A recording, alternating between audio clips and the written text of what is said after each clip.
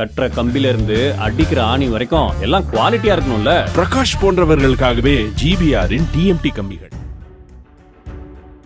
கிருஷ்ணகிரி மாவட்டம் தேன்கனிக்கோட்டை அருகே அலசட்டி கிராமத்தில் நேற்று இரவு விளைநிலத்திற்கு சென்று திரும்பும்போது ஒற்றை காட்டு யானையால் தூக்கி வீசப்பட்ட திம்மராயப்பா என்ற விவசாயி மருத்துவமனையில் அனுமதிக்கப்பட்ட நிலையில் சிகிச்சை பலன் இன்றி உயிரிழந்தார்.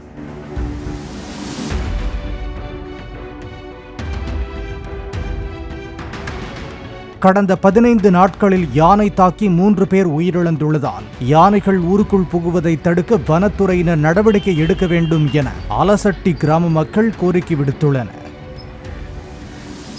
கட்டுற கம்பில இருந்து அடிக்கிற ஆணி வரைக்கும் எல்லாம் குவாலிட்டியா இருக்கணும்ல. பிரகாஷ் போன்றவர்களுக்காகவே ஜிபிஆரின் டிஎம்டி கம்பிகள்.